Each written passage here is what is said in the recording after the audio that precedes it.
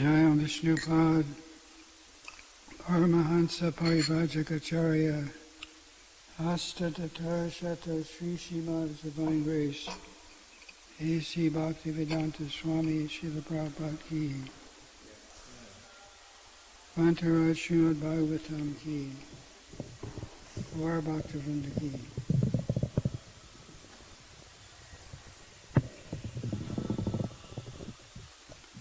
Reading today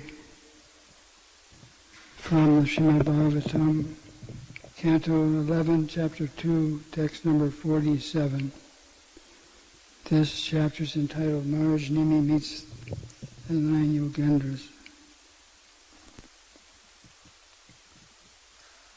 Om Namo Bhagavate Vasudevaya.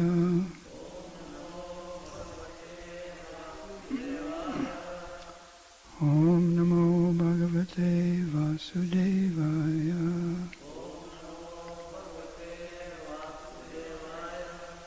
Om Namo Bhagavate Vasudevaya.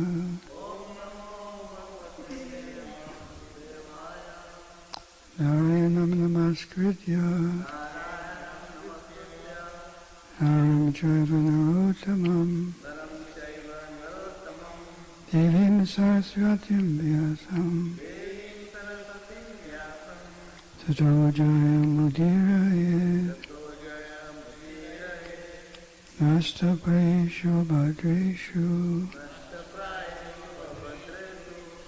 Nityam Bhagavata Sevaya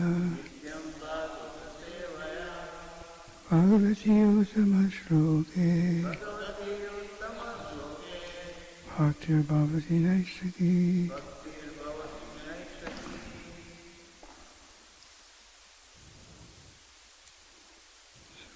So I'll chant the Sanskrit.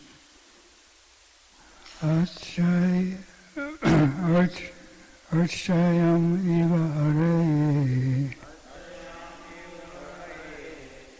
Ujamya Shradaya Hradayate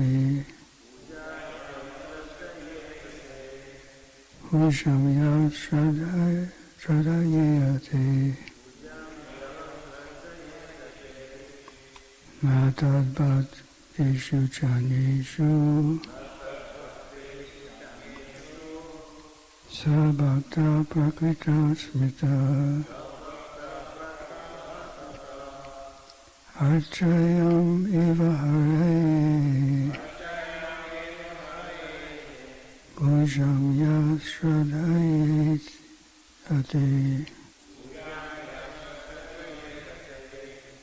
Natad Bhakti Shuchaneshu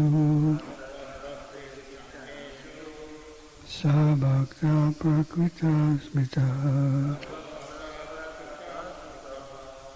Archayam Eva Hare Bhujam Yasradayate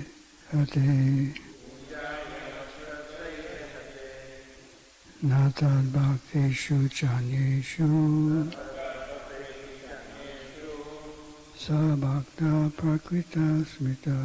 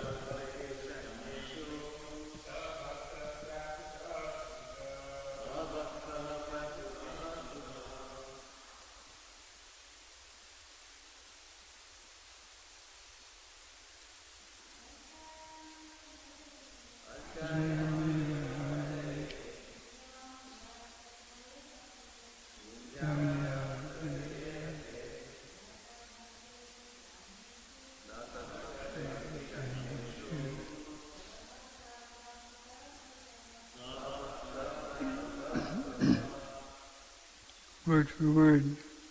Archayam deity. Eva, certainly. Haraye, to Lord Hari. Pujam, worship. Yaha, who. Shradaya, faithfully. Iyate, engages. Na, not. Tat, of Krishna. Bhakteshu, toward the devotees.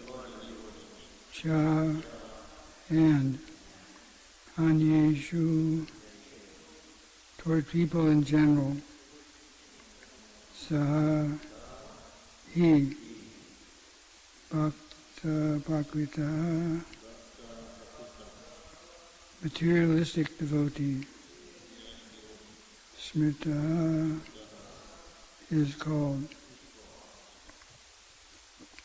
Translation and purport by the disciples of His Divine Grace A.C. Bhaktivedanta Swami Prabhupada, Srila Prabhupada Ki. So this is a long purport, so we'll cover the translation in about half of the purport, and then whoever gives class tomorrow will repeat the verse and do the second half of the purport. It's about a 5 or 6 page purport. Translation. A devotee who faithfully engages in the worship of the deity in the temple, but does not behave properly toward other devotees or people in general, is called a prakrita bhakta, a materialistic devotee, and is considered to be in the lowest position. Please repeat. A devotee who faithfully engages in the worship of the deity in the temple, but does not behave properly toward other devotees or people in general, is called a prakrita bhakta, a materialistic devotee, and is considered to be in the lowest position. Purport. Srila Madhvacharya comments that one in the lowest stage of devotional service faithfully worships the deity in the temple, but is not aware that the Supreme Personality of Godhead is actually all-pervading. This same mentality can be seen in the Western countries, where people commit all types of sinful activities in their homes and in the street, but then piously go to a church and pray to God for mercy. Actually, God is in our home, God is in the street, God is in our office, God is in the forest, God is everywhere. And therefore God should be worshipped everywhere by the process of devotional service at His Lord's feet. As stated in verse 41 of this chapter, Kam vayam agnim chalilam ahim cha jyotimasi satvani disho dhuma adin sarit samudram shahare shariram yatkim chabutam Bhutam pranamit venananya. A devotee should not see anything as being separate from the Supreme Personality of Godhead, Krishna.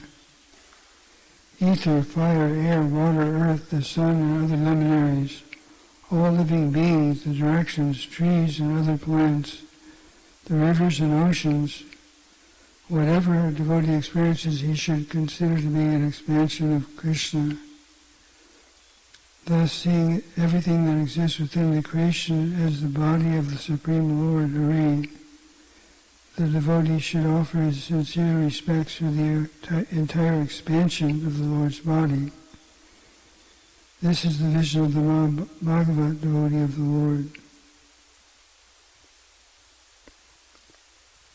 So we'll start commenting and then we'll keep reading different parts of the purport. Ananjana Timarandasya Gananjana Shalakaya Chakshurvektam Yena Sasmai Shri Gurave Namaha Shri Chaitanya Manovishtam Stapitam Yena Bhutale Swayam Upakadamayam Tadati Swapadantikam Namo Vishnu Padaya Krishna Prasthaya Bhutale Srimate Bhaktivedanta Swami Niti Namane Namaste Saraswati Devi Gauravani Pracharne Nirvishesha Shanyavadi Bhashya Deshadarne Namo Vishnu Padaya Krishna Prasthaya Bhutale Srimati Tamo Krishna Goswami Niti Namane Jaya Shri Krishna Chaitanya Prabhu Nityananda Shri Advaita Gadadhar Shiva Shadi Gaur Bhakta Vrinda Hare Krishna, Krishna Krishna, Hare Hare, Hare Rama, Rama Rama, Hare Hare. First again, a devotee who faithfully engages in the worship of the deity in the temple but does not behave properly toward other devotees or people in general is called a Prakrita Bhakta, a materialistic devotee, and is considered to be in the lowest position.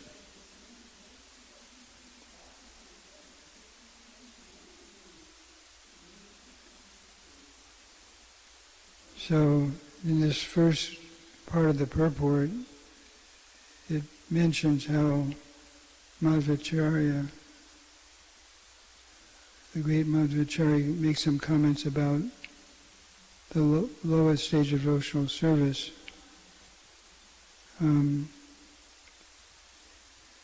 Being that when somebody has reverence for the deity but doesn't equally understand Krishna's presence in other devotees or in all aspects of life, Madhvacharya comments that this is the lowest stage of devotional service. Of course, Madhvacharya doesn't then conclude that deity worship is not important. Madhvacharya is famous for discovering the deity Udupi Krishna in Udupi, and he started a very wonderful worship of the deity which has been going on for more than 800 years, I believe. So Madhvacharya is not against deity worship, and they're still very strict in the worship of the deity in Udupi. There's some system where there's several main temples in Udupi, and there's various acharyas that rotate every few years. The head of certain temples becomes the head pujari. So the leading devotees of Madhvacharya in Udupi, they actually do very wonderful deity worship. But along with this understanding of the importance of deity worship, they understand that there's different levels of devotional service. So this verse is mentioning a more limited understanding of Krishna consciousness, which in the verse is called Prakrita. A person with this more limited understanding is called a Prakrita Bhakta. Prakriti refers to the material nature. So by calling him a Prakrita Bhakta, the sages who are talking to King Nimi are saying that this is a bhakta, a devotee, which is very important, but he's a devotee who's affected by the material conception. So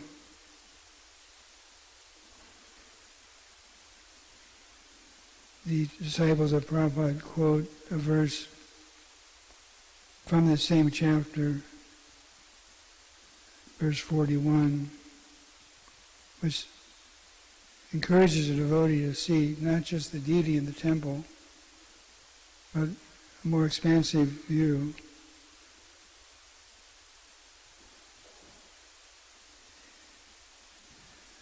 The devotee is encouraged to see the divine even in material things like ether, fire, air, water, earth, the sun,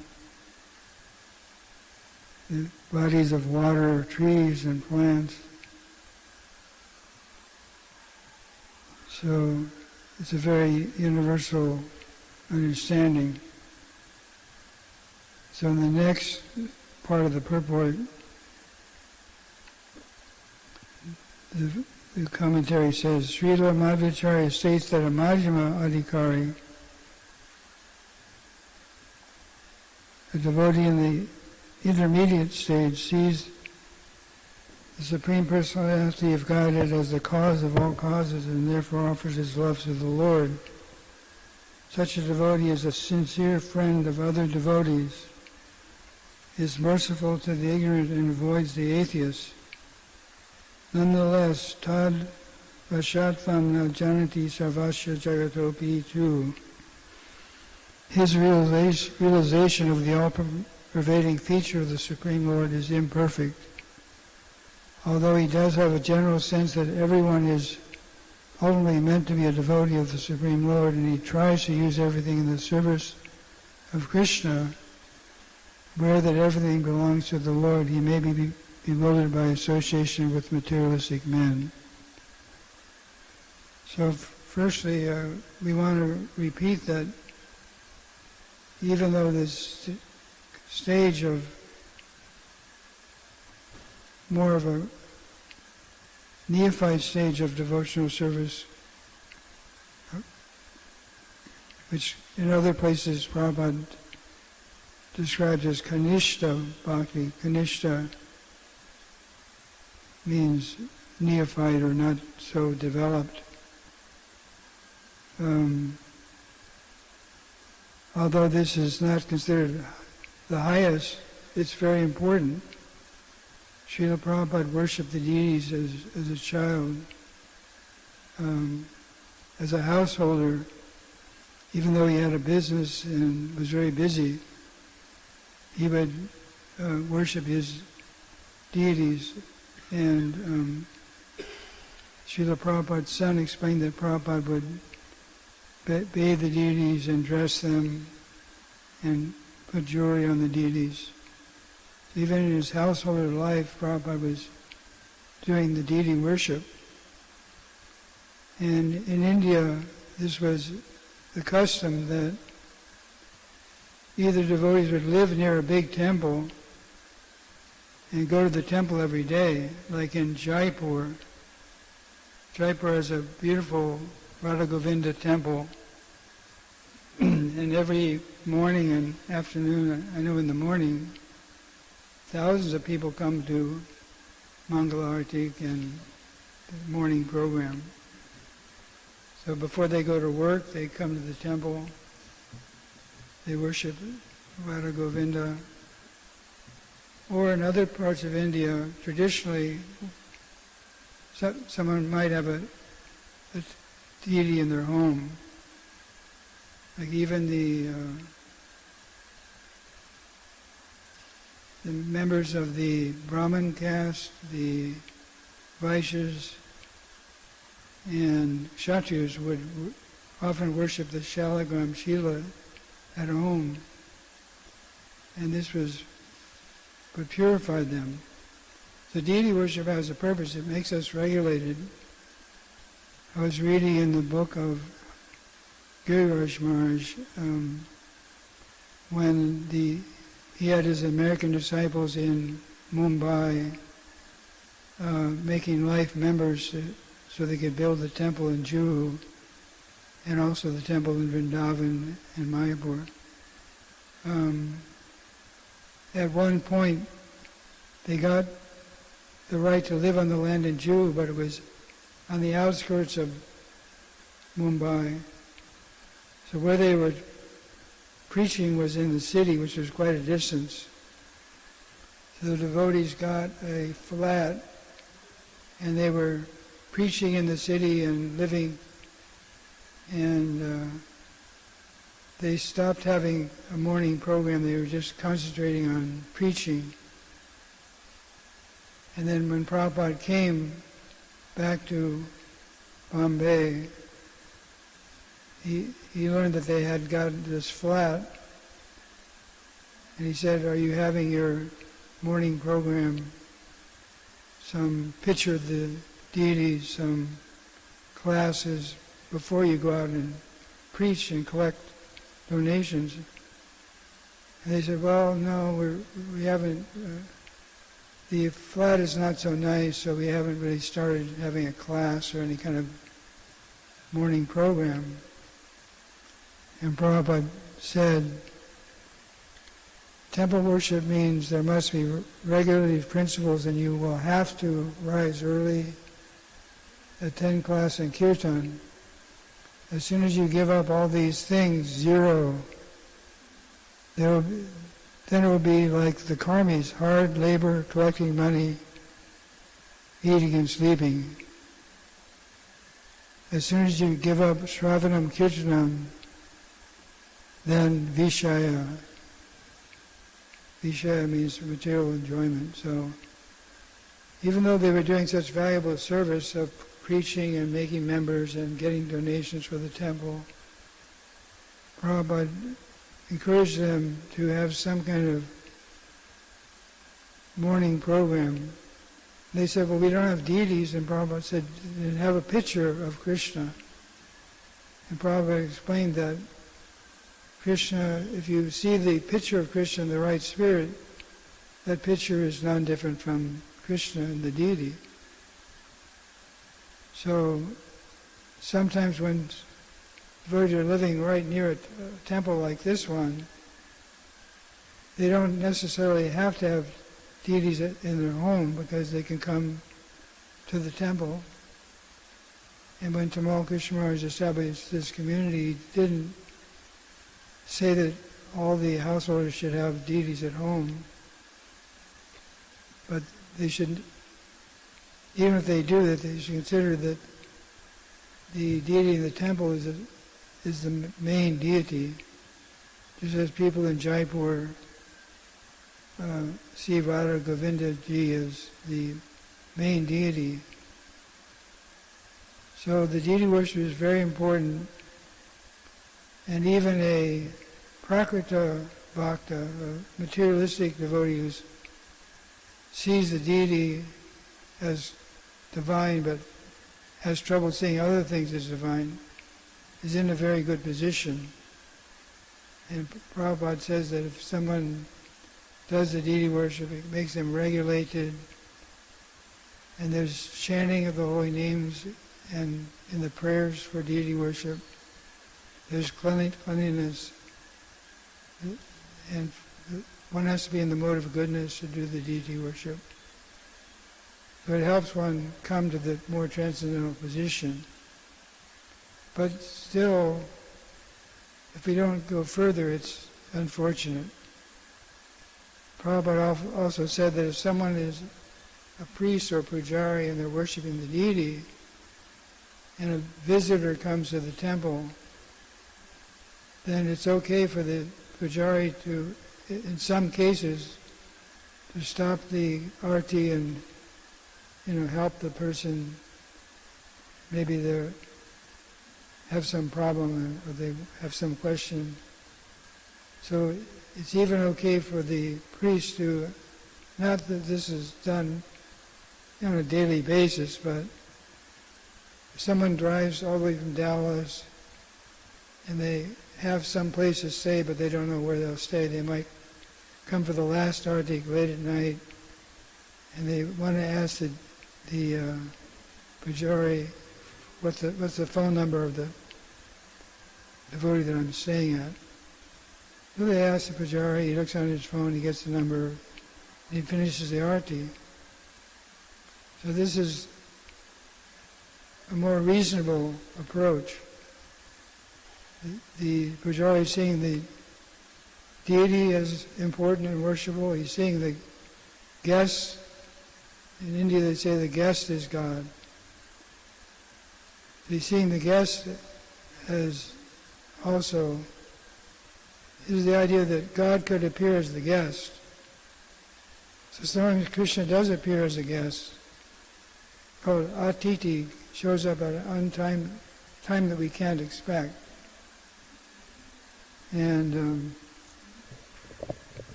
maybe you can crunch it down.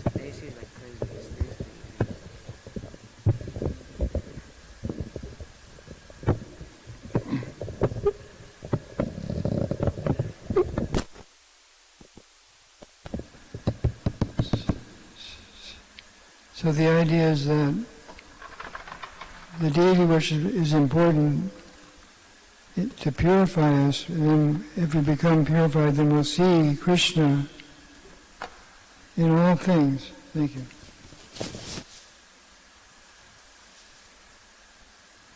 So we have the idea of Hari Guru Vaishnava, Bhagavad Gita. We see Krishna, we see Hari in the deity, in the Guru. The Guru is the representative of Krishna. Sakshat Daritvena Samastra Shastra. All the scriptures glorify the Guru, and the Vaishnavas, we glorify the Vaishnavas. And then great devotees see Krishna everywhere. So the second paragraph from the Prabhupada that we read talked about the Majjhima Bhakta. Majjhima means intermediate or second class devotee. And Prabhupada said that we should all aspire for it to become at least on the Majjhima platform. So Majjhima doesn't see God in just his deity or his religion. He may, like a Kanishta who's a Christian, thinks everyone that's not a Christian is going to go to hell. A Kanishta that's a Hindu might have a similar idea, or a Kanishta Bhakta, Prakrita Bhakta that's a Muslim may have the same idea. If you're not a Muslim, and different religions, like in Christianity, there's all these different denominations, and many of them say, well, the Catholics say you have to go through the Pope, or else you're not going to make it to heaven. The Seventh-day Adventists say that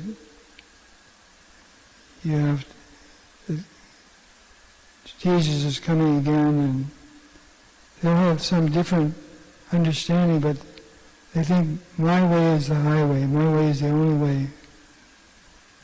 But that's also a Kanishta understanding. But a Majjhima Bhakta can appreciate God and his religion and see that other people are on the path. Krishna says, Ye yatamam prapadyante tam sataya vajamyaham. As people, Krishna doesn't say Hindus are on the path, or he says everyone's on the path towards God.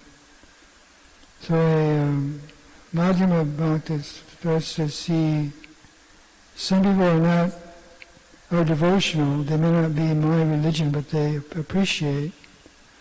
So then they might take some prasadam. They might appreciate hearing the holy name of God chanted, even though it's in a different tradition. They're not envious, so he becomes friends with different kinds of people. And if someone is more inquisitive, he can answer their questions. And he will ignore the envious and be indifferent. So Prabhupada said we should all try to come to that platform. And from that platform we just give Krishna consciousness to whoever can take it. And don't try to preach to the faithless. Sometimes we can make someone more angry and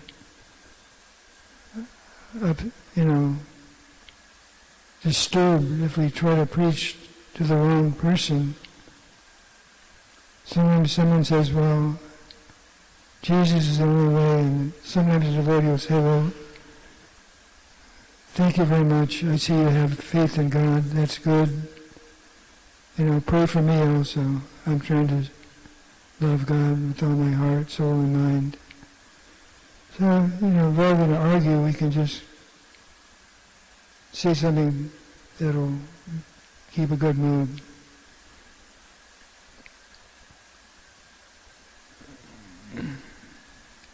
So I'll read the next paragraph. Another symptom of the Kanishta Adhikari is that he is infatuated by material qualifications of so-called great materialistic persons. Having a bodily concept of life himself, he is attracted by material opulence and thus minimizes the position of the Supreme Lord Vishnu. Such a Kanishta Adhikari therefore is disturbed if a second-class devotee criticizes the non-devotees of the Lord. In the name of compassion or kindness, a Kanishta Adhikari approves of the non-devotional activities of such materialistic men.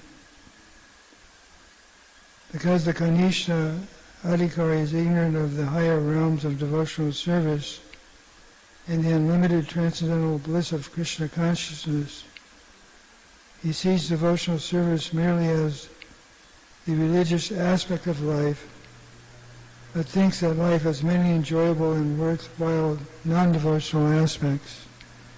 Shri Shri Radha Madhava Ki.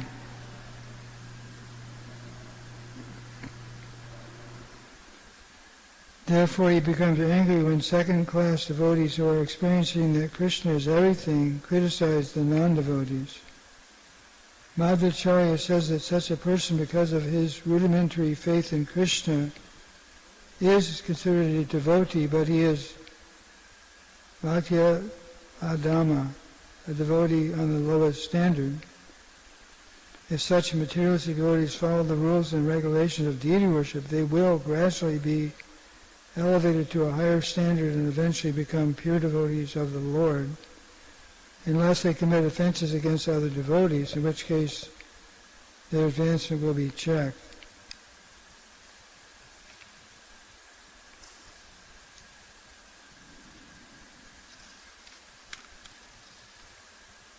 So sometimes neophyte devotees are attracted by the opulence, but even devotees use this in Krishna's service. Like Prabhupada wanted to build opulent, beautiful temples to attract people. He said that for understanding God, it's more important to associate with saintly persons than necessarily go to a big temple. But Prabhupada said that if we were just chanting the names of God under a tree, people would not be so interested. But if you have a beautiful temple, it creates some appreciation that people think, well, there must be something behind this. It took a lot of sacrifice and devotion to create this space, so they show some respect. So, but the guru of our founder, Srila Prabhupada, he experienced in Calcutta, they had a big, very opulent temple, And the disciples of the Guru started to kind of like, they were trying to find out, they would compete for the best rooms or the best facilities in the temple. They lost the spirit of the temple of outreach and helping other people come closer to God. So Prabhupada's guru, Bhaktisiddhanta, said it might be better if we sell the marble in the temple and print books that will help people get an introduction to spiritual life than fight over the rooms in the temple and so forth. So sometimes neophytes are attracted to the opulence that they can get from God, and they forget the spirit of serving God. And the highest service to God is to help his children come back to Him. So if the temple is used to bring people closer to God, that's the purpose. And if it becomes a distraction, then that's unfortunate. But we should never minimize the value of temples and places of worship.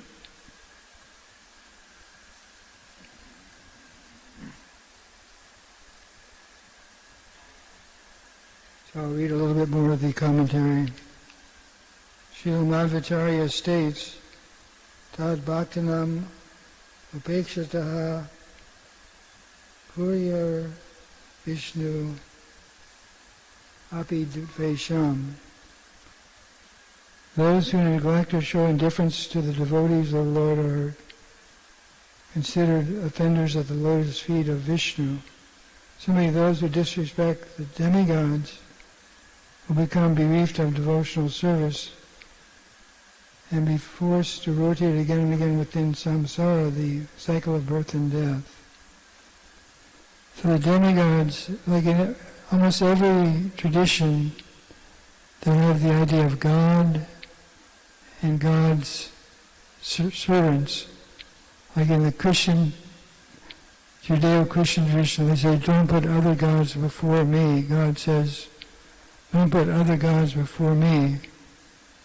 In the Greek tradition, there's so many gods with a small g. Zeus and Aphrodite, god of love, and god of the ocean, and so forth. The Mayan Indians in Central and South America, they had names for gods of the rain and so forth. So just about every tradition has the understanding that there are certain divinities, but these divinities are servants of God with a capital G, and they shouldn't be worshipped to the exclusion of God, but they should be respected. It's just like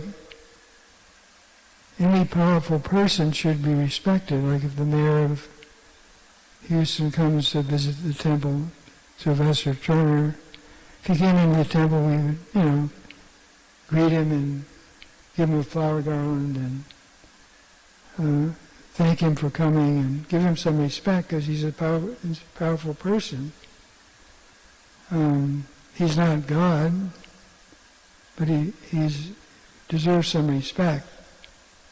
So these demigods deserve respect, but not, but in the proper fashion,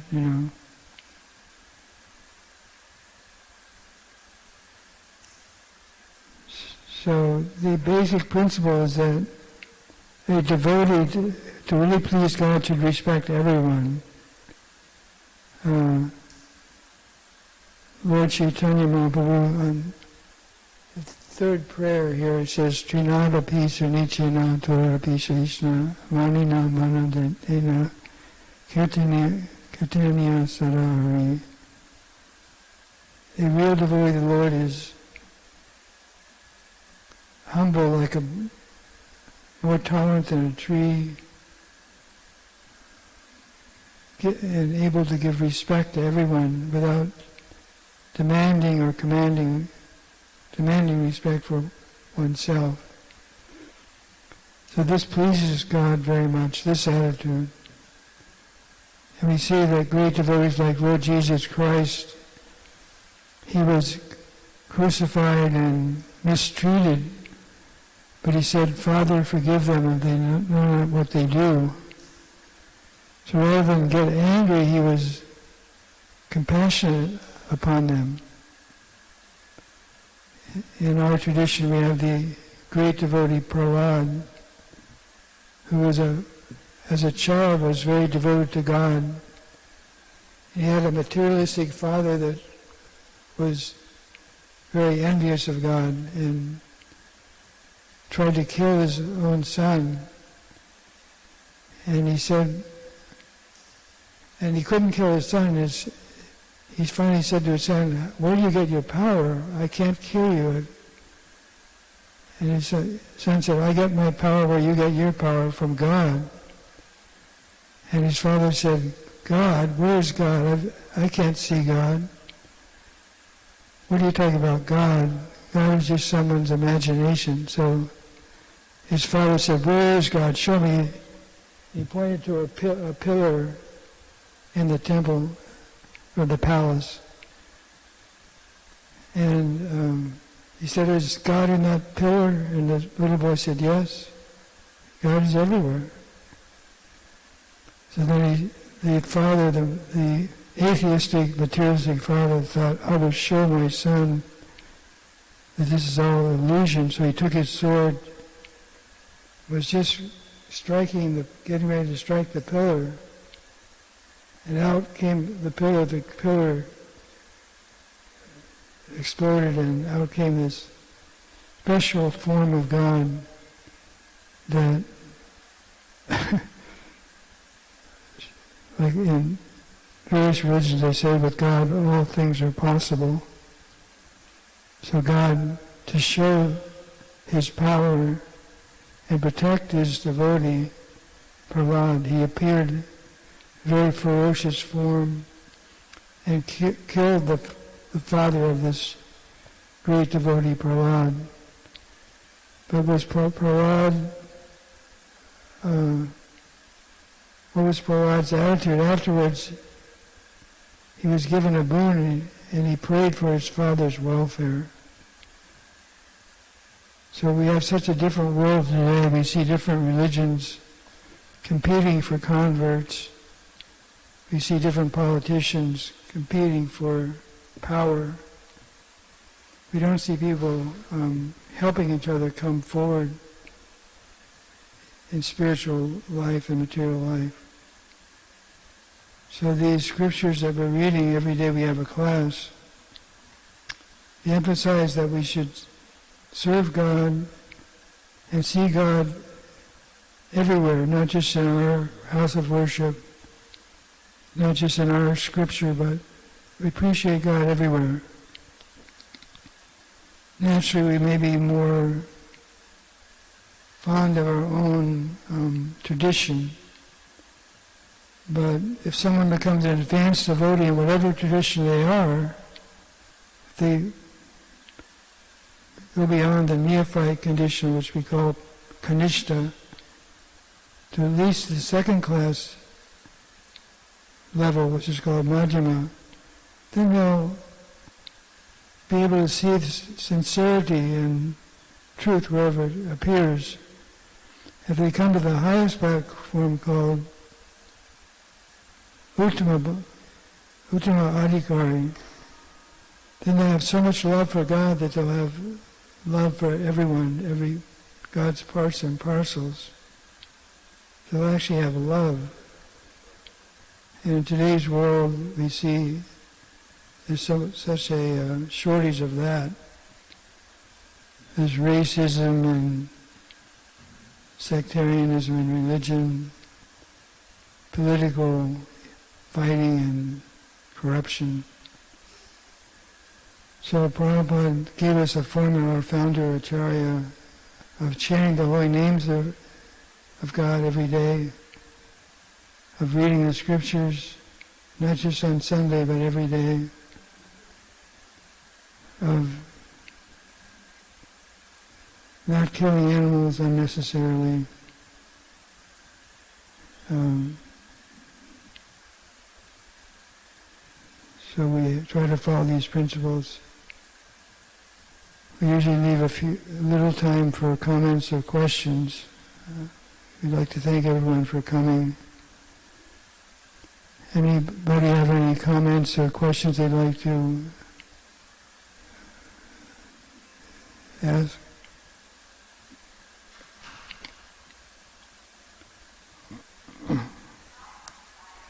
One thing I'd like to mention, on Sunday we had a very nice program. We sometimes go and chant at different places. We often go to the Herman Park near the zoo.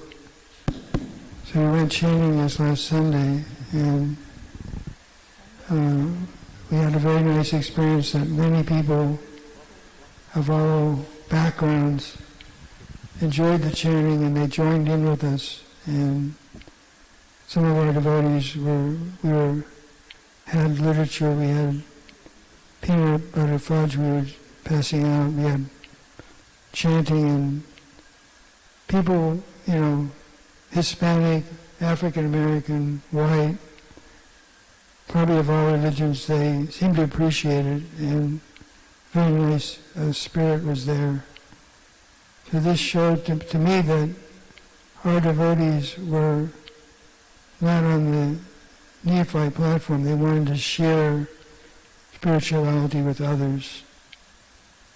Not that we're looking down on others, not that we're thinking we're better than others, but we're brothers and sisters, and we want to help each other come closer to God.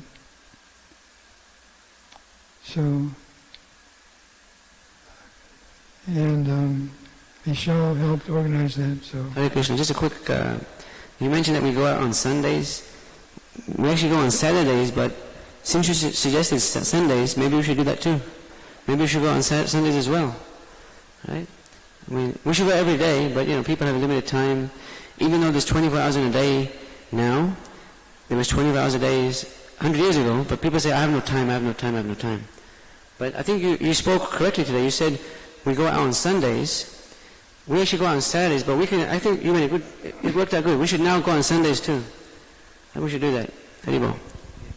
We have devotees. During the college year, we have our brahmacharis, they go to colleges 4 or 5 days a week and chant, and like U of H and Texas Southern, some of the Lone Star colleges, they go. So it's true, and we have many devotees that are good at Shishivani Madhavaki. So, we have devotees that are retired who are good at chanting, so we can go out more often. So,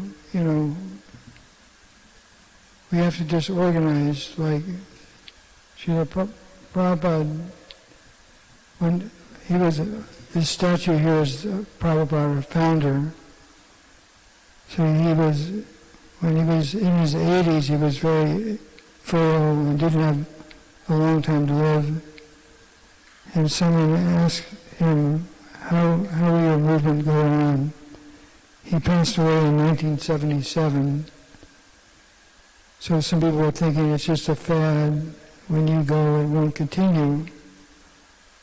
And he asked his disciples,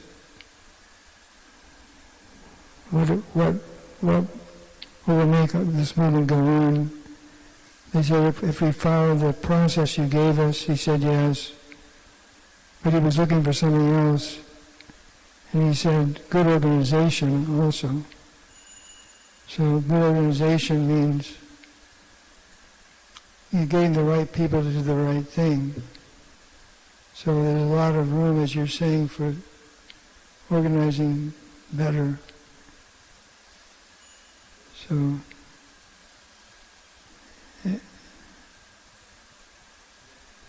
that question was asked by Giriraj Swami to Srila Prabhupada. How will this movement go on after when you leave physically? And Srila Prabhupada said, intelligence and organization. Intelligence also, and organization. Yeah. That's a nice point. I mean, like, there's a story in India of somebody that was walking on the road and he saw a gourd, some string, and he put it together and made a musical instrument like a sitar.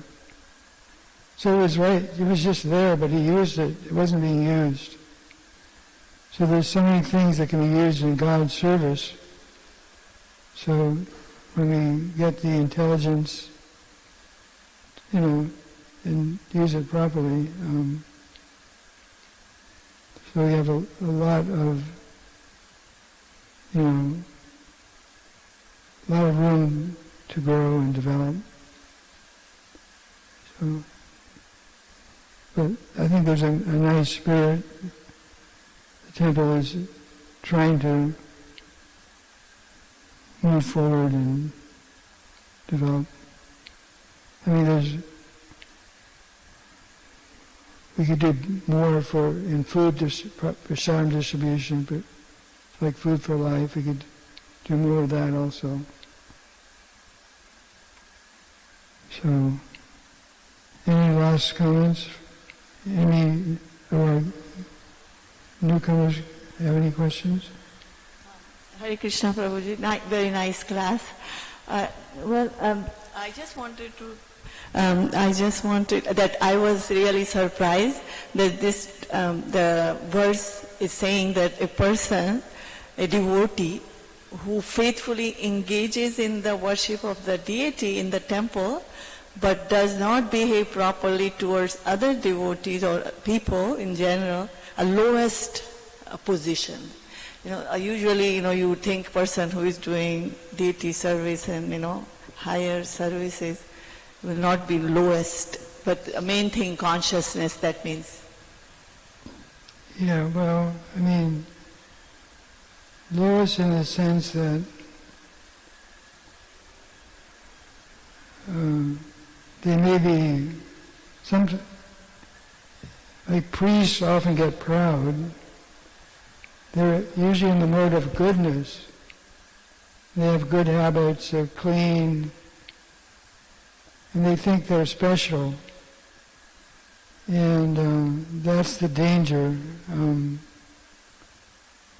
They're higher in some ways, materially, but spiritually, if someone wants to share spiritual knowledge with others, that is considered more advanced. So like Srila Prabhupada, our founder, he was a householder. He didn't have a big position in the religious organization that his spiritual master started. And he wasn't a renounced monk or sannyasi. He didn't do any big temple worship, but he had a mood of sharing Krishna consciousness with others, and he studied the scriptures very sincerely and devotedly. So he became known for his writing. They said whatever he writes, print it, and his preaching. So that was more advanced than if he would have been a big pujari because his guru said some of our big pujaris are just thinking they want the best facility, they want respect. But Prabhupada just wanted to serve his guru. In fact, he didn't even have too many questions. He just said, "How can I serve you?" So he wasn't trying to be a big scholar, but he was scholarly, but he just wanted to serve. And because he knew English, Prabhupada said, "You should write these books. You should go to the English-speaking world and share this teaching with others." So in that sense, in some ways a priest is materially in a good position, but spiritually they may not be. And there's some priests in India that use the Shalagam Shiva to crack nuts. Sacred deity they use it to. So they misuse their position. So in the time of Jesus there was Pharisees and various religious scholars that misused their position, and Jesus preached against them. But some people criticize Jesus for his preaching. So in the purport we read today, that some people criticize devotees that speak the truth, and according to the scriptures. So we don't want to be superficial devotees, we want to be real devotees. So sometimes a person with a high position is more superficial. Like Daksha Maharaj, he was a big Pujari and big Brahmana, but he offended the devotees. I think we should end here. Thank you for coming. For those of you who are visiting, there's usually some breakfast served in this room right across here, so please join us if you can. Grantaraj Srimad Bhagavatam Ki, Gaura Bhaktivinoda Ki.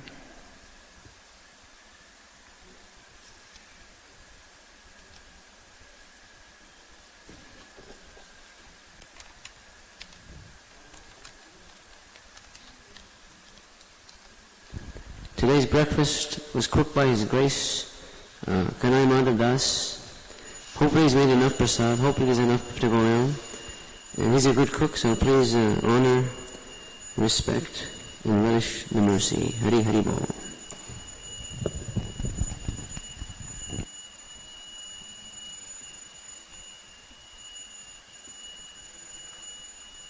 What about that? There's a statement in the, when you go to court, right?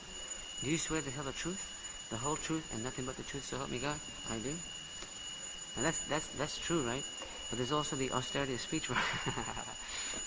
Truthful, pleasing, beneficial, not agitating.